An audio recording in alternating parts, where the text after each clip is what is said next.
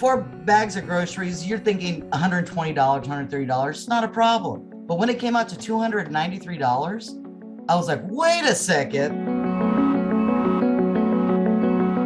You are feeling it from the grocery store to the gas station, even in those rent payments. So far, Americans have weathered this inflation storm, but the Federal Reserve says it is a severe threat to the economy.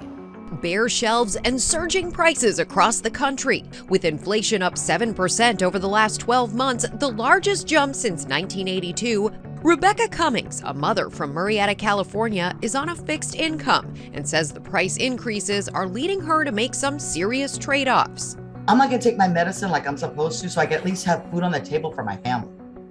And it shouldn't be like that. The price of meat, poultry, fish, and eggs up 12.5% from a year ago.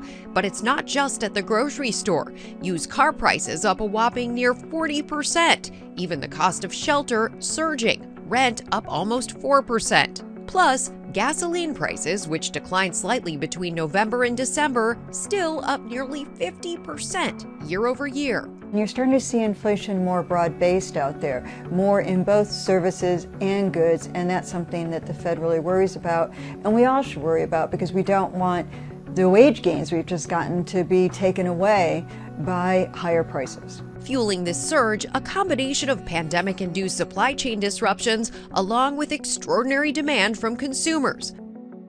Hospitals under enormous strain. We are in a training space here in a hospital that is filled with patients. Its sister hospital has tents outside the ER to handle the volume. And all of this is compounded by staffing shortages across the country, so severe here in California that the state has ordered all of its healthcare workers back to work if they're COVID positive but asymptomatic.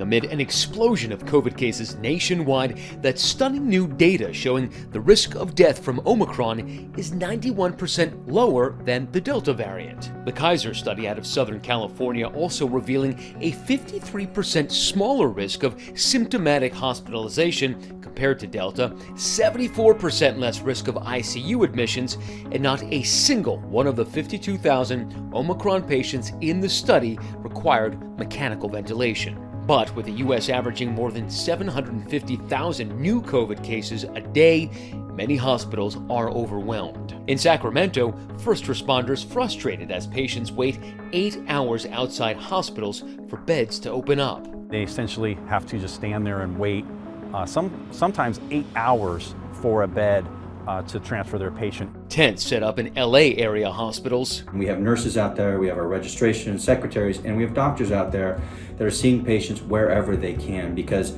the true physical space of the ED is completely full. Some medical workers begging for people to stay home unless it's a real emergency.